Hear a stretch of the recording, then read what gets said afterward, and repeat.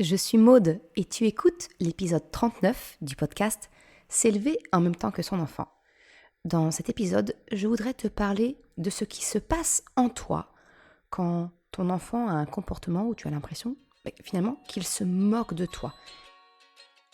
Salut et bienvenue sur le podcast S'élever en même temps que son enfant.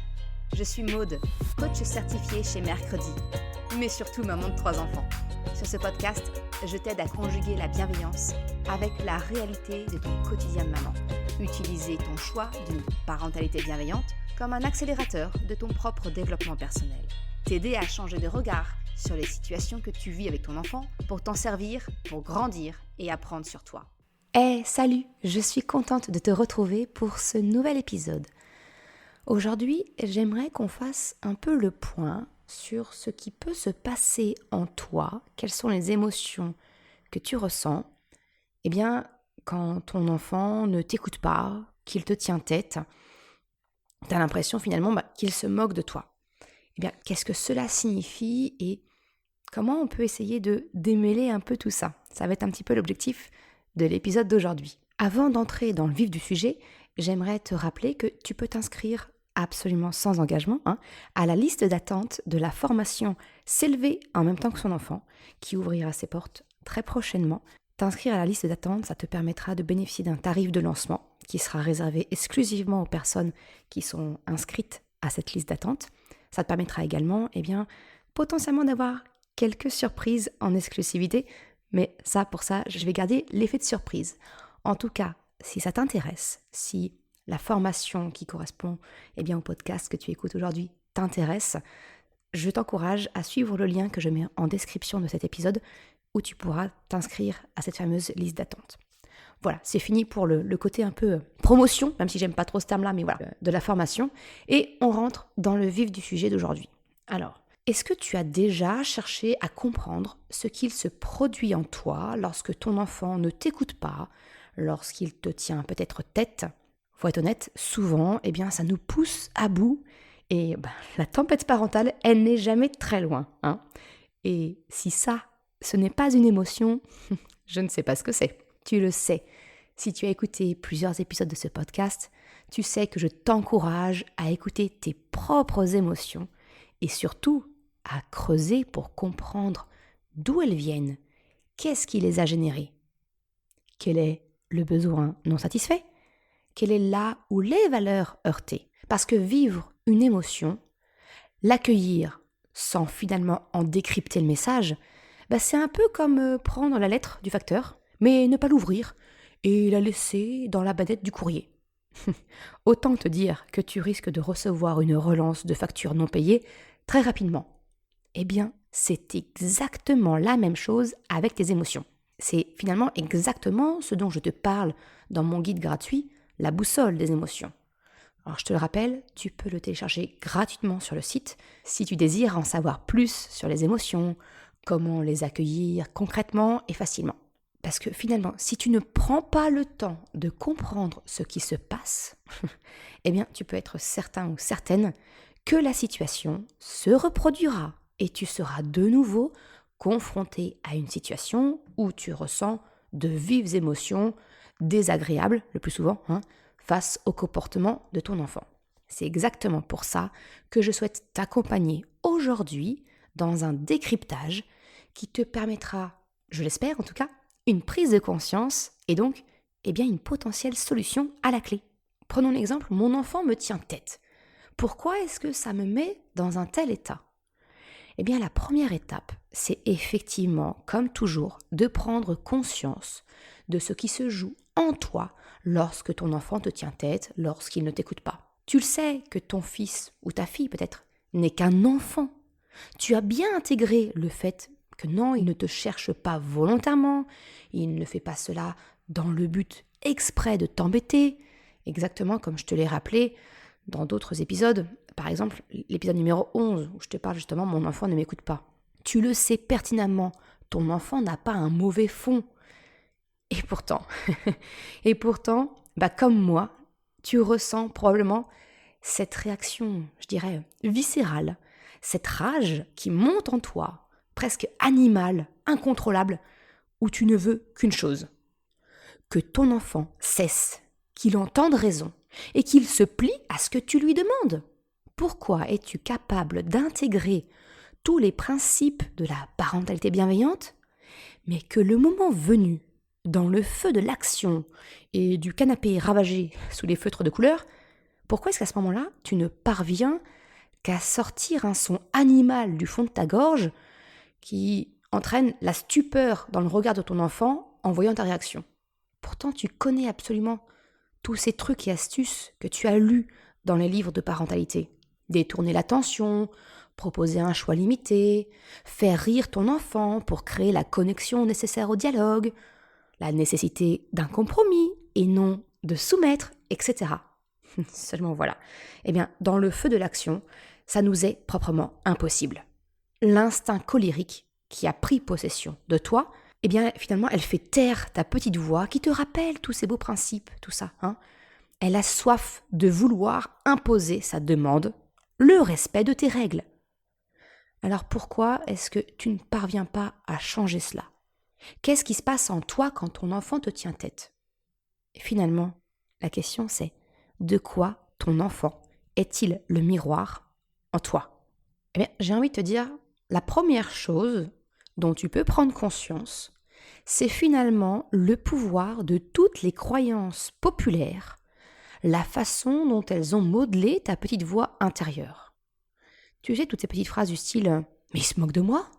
Mais elle me provoque, elle en fait exprès ? Il me cherche ?»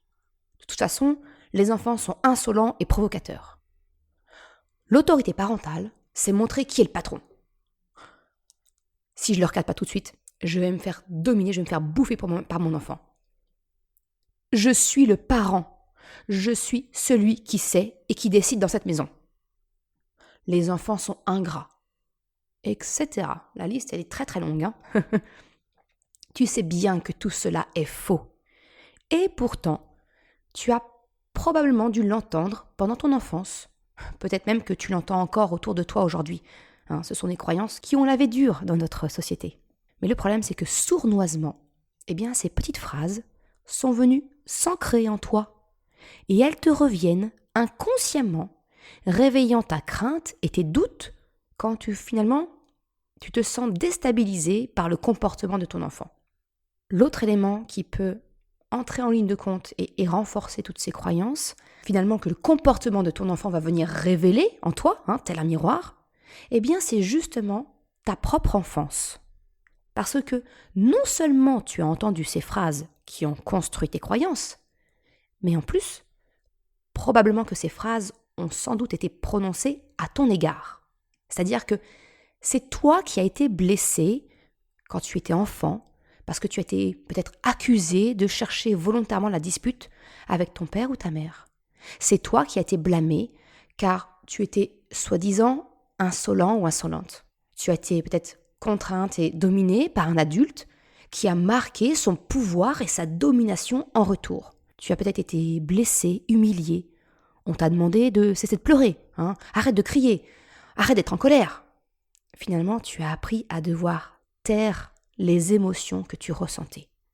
Alors, ce qui se passe, eh bien, c'est que ton enfant intérieur, il ne comprend pas pourquoi il faudrait que tu montres de l'indulgence à un enfant alors que toi, tu n'y as pas eu le droit.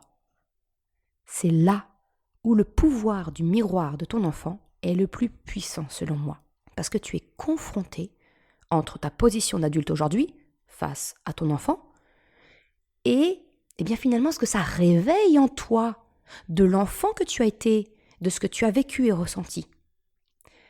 Ça revient à remonter un sentiment d'injustice en toi. Pourquoi donner l'indulgence à ton enfant alors que toi, tu n'y as pas eu le droit?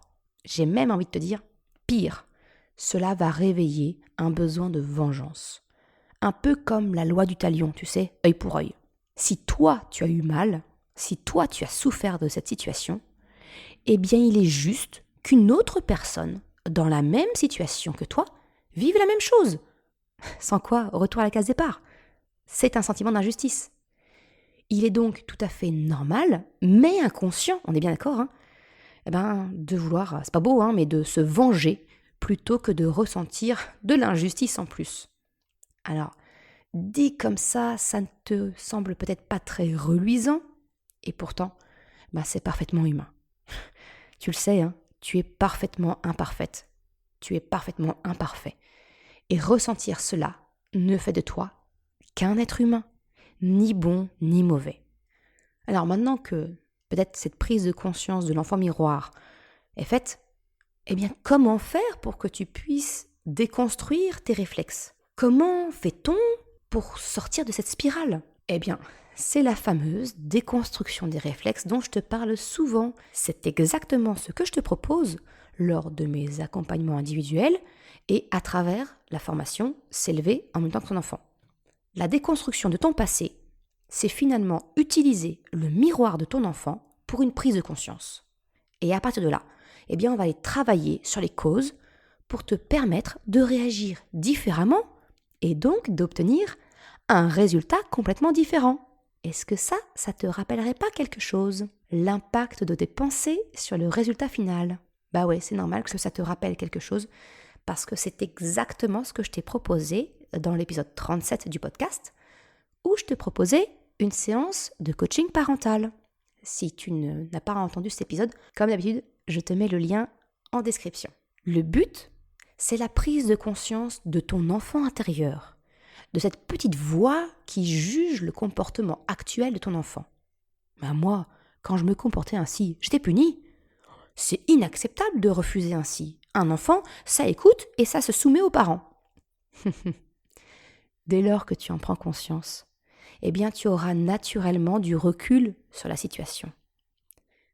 Te connecter ainsi à ton enfant intérieur, en entendant ses pensées, c'est exactement un accueil de tes émotions. Et ne sous-estime pas le pouvoir qu'a le simple fait d'accueillir une émotion, même celle provenant de ton enfant intérieur. Parce qu'en faisant ainsi, finalement, tu permets de guérir, d'adoucir cette blessure du passé que tu ressens encore aujourd'hui. Et tu vois, c'est un double bénéfice. Tu gagnes en bienveillance vis-à-vis de ton enfant, mais également pour ton enfant intérieur. Tu te donnes à toi ce qui t'a alors été refusé quand tu étais enfant. Alors, je ne te garantis pas que cela changera tes réactions du jour au lendemain. Tu le sais, je ne crois pas à la magie de la parentalité positive ou à la magie du développement personnel. Non, pas du tout. Je crois à la mise en action, au changement. Et ça, c'est le premier pas vers un changement durable. Certaines fois, tu parviendras à te déconnecter de tes croyances et tu seras en mesure d'appliquer tes connaissances en neurosciences éducatives et sociales. D'autres fois, ça sera un peu plus compliqué. C'est normal, c'est ça le chemin. N'oublie pas que la bienveillance, c'est finalement un muscle psychologique qui se renforce par l'exercice. Tu ne soulèveras pas 100 kilos dès la première fois. Non. C'est exactement la même chose avec la bienveillance, avec ton intelligence émotionnelle, ton empathie.